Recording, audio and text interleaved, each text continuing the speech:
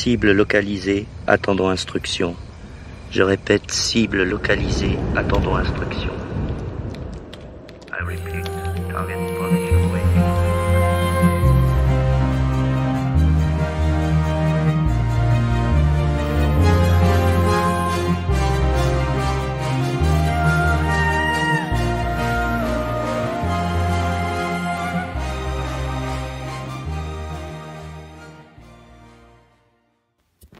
Bon, comme d'habitude, les gadgets, on déménage. Tu comprends? Tu prends ta caravane et on change de chaîne. Si tu sais pas où ça se trouve, c'est tout simple. Tu suis les Nazaboys. Les Nazaboys, c'est toujours les premiers à trouver mes nouvelles chaînes. D'accord? Donc tu suis les Nazaboys et tu vas trouver la chaîne. On va les fracasser. Écoute bien ça. Là, c'est le fracas maintenant. Ils vont prendre cher. Hein? Bah viens, tu viens sur la nouvelle chaîne et tu verras. C'est... Ah là maintenant ils vont vouloir nous tuer. À partir de maintenant ils vont vouloir nous tuer et c'est là où ils vont se faire très mal. Qu'est-ce qu'il y a les complotistes? Ah non mais je suis plus ami avec vous moi maintenant, c'est fini. Moi je suis ami avec des Nazaboys maintenant. Oui. Je me suis trouvé un petit groupe de Nazaboys. Alors contrairement à vous, ils m'idolâtrent. Hein, je suis un peu comme leur gourou, je suis le centre de toutes leurs attentions. Ils m'ont même fabriqué une chaîne exprès pour moi. Oui, il me fait des cadeaux et tout le mec. Bien sûr. Ah oui, attends, tu crois quoi toi? Alors, attends que je te raconte. Eh mais des commentaires, je te garantis. Hier, toutes les 5 minutes, je sortais le téléphone et je leur mettais une cartouche. Ils s'énervent en face. Hein. Alors il y en a un, il s'appelle King Kong. J'imagine un mec de 2 mètres, baraqué comme une armoire, etc. Alors lui, en fait, il veut pas venir discuter avec moi parce qu'il estime qu'on est des merdes, qu'on n'a rien à leur expliquer, etc. Mais il faut voir les commentaires qu'ils envoient, les gaillards, quoi. Mais je te jure, tu pleures de rire, quoi. Et alors maintenant, là, ce matin, alors il voulait me casser la gueule. Alors il a envoyé...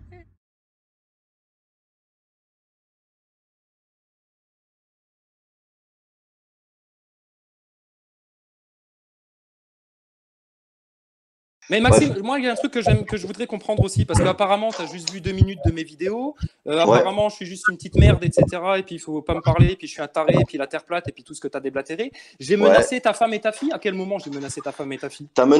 Tu m'as menacé moi et l'ensemble des gens qui m'entourent en disant qu'on était des acteurs de crise et qu'il fallait nous ligoter et nous crever. D'accord. À quel moment, en disant ça, en disant que toi, Drouet, Nicole, Rodriguez, vous êtes des acteurs de crise et en aucun cas des mecs sincères du peuple, à quel moment j'ai menacé ta fille et ta femme en disant ça? Alors, comme j'ai dit à Rosa, explique-moi autre chose. Déjà, laisse-moi finir de parler, espèce d'hystérique, laisse-moi parler. Comme ça, ça va être plus simple. Ouais. Voilà. Deuxième question, donc, comme ça tu peux répondre. Première question, je te réponds à la première question. De Villerue où tu viens me faire un coup de léchage de cul, où tu essayes de m'embobiner comme c'est pas possible. Alors ça c'est pareil, il y a que toi qui penses que je t'ai fait un léchage de cul parce qu'en l'occurrence que le lendemain tu fais une diffusion de photos en lançant une espèce de chasse à l'homme. Alors j'ai pas lancé une chasse à l'homme. Et pourquoi ça t'inquiète que les gens connaissent ton visage? Moi le mien, les gens connaissent mon visage. Ça m'inquiète pas du tout, c'est ta méthode qui m'inquiète, Maxime. Ah, ma méthode t'inquiète. Et alors ta méthode à toi à faire des lives en bloquant sur moi depuis 2 mois là. Non, bloque en pas disant que tu vas me creuser. Alors putain, et en regardant tes vidéos, il y a même pas moi. Vous êtes assez foutu de la gueule du monde. Ouais, clairement. D'accord. Donc en fait, si tu regardes ta chaîne, là, il y a 9 épisodes, les 9 derniers, là, c'est que ma tronche. Et tu bloques pas sur moi. Et même les gens qui te suivent te disent, faudrait peut-être décrocher. Mais Maxime Nicole, j'en joue de ça, tu sais très bien. Seulement quand on a identifié qu'il y avait des mecs qui faisaient de l'influence. Et 28 semaines que vous n'êtes pas capable de dire, comme le font les constituants, si vous voulez aller manifester, aller devant les loges maçonnes, etc. Et qu'est-ce que j'ai dit la dernière fois sur les lives? Maxime Nicole, la dernière fois que... Tu vois, avant... il est incroyable. Attends. Ouais, il est incroyable.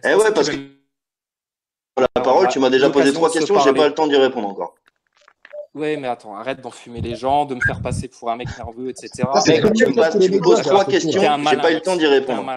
Et d'aller pas faire la vente avec Gamba, ça te fait pas.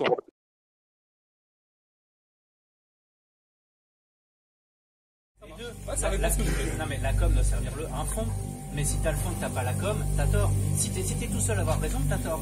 Et je suis pas tout seul, c'est ça le problème. Mais si, parce que je vais te dire un truc. On était 3, 4, 5 autour de lui, gentiment, hein, mais on lui posait des questions. Donc moi, j'ai décroché le téléphone et puis j'ai commencé à enregistrer. Ça donne ça. M'en parle pas des sacrifices sur la vie perso. Mais je m'en fous, moi je te fais pas un procès d'insincérité, je te dis pas que t'es pas un vrai gilet jaune, moi. D'accord, mais moi je te le dis, t'es pas un mec du peuple, et je te dis fièrement. Ah ouais? Bah non, mais un avocat fiscaliste. Non, c'est vrai que c'est sûr. Ah bon? D'accord, tu défends la veuve et l'orphelin? Ouais, je travaille, donc je défends plutôt les salariés. Est-ce que tu as le sentiment de défendre le peuple contre ce qui fait vraiment du mal au peuple en ce moment? C'est ton avis. Mais mon avis, je le partage avec lui. Lui, je lui ai expliqué en 5 minutes, il a compris, et tous les gens de la salle, ils ont compris. Donc c'est quoi? C'est la dictature de la pensée, et mon avis doit compter forcément moins que le tien parce que je t'accuse. Interroge-toi, pourquoi tu n'as pas été désigné porte-parole? Mais parce que, alors je vais t'expliquer pourquoi. Explique-moi. Depuis novembre, nous on explique. Ne me fais pas ton regard de fourbe là. Bah non, c'est pas un regard de fourbe, c'est explique-moi. Ne me fais pas ton regard. C'est un regard impertinent. Tu me saoules avec tes procès d'insincérité. Non, parce que je suis pas moins sincère que toi en fait. Ah si, beaucoup plus. Clairement. Alors ou alors vraiment t'es une buse. Mais le dialogue, ça commence par le respect. Mais je te respecte, je te parle calmement, sinon je te mettrai une tarte dans la gueule et tes lunettes elles voleraient, François. Donc je vais pas te parler comme ça. Mais alors maintenant, écoute-moi et arrête de couper la parole, s'il te plaît. Non, je t'écoute pas. Si je suis pas sincère, je n'ai pas envie de t'écouter. On n'est pas sur un dialogue bienveillant. Mais bien sûr que si, je suis bienveillant avec tous les gens de la salle, à part avec ceux qui se foutent de notre gueule depuis 8 mois. D'accord? Donc, la preuve, t'es encore en train de le faire en face de moi. Donc écoute juste ça, s'il te plaît, comme argument. Je n'ai pas envie d'écouter. Tu vas l'écouter quand même.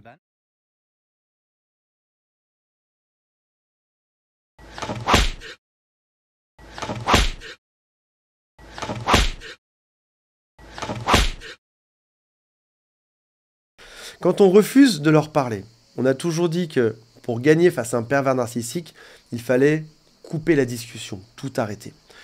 La discussion, c'est leur arme de manipulation numéro 1. Vous vous souvenez, dans les spectacles de magie ou d'hypnose, ces personnes qui ont les yeux qui tournent comme ça, ou le serpent dans le Walt Disney avec les yeux qui tournent, c'est chez eux la discussion qui permet d'hypnotiser les gens.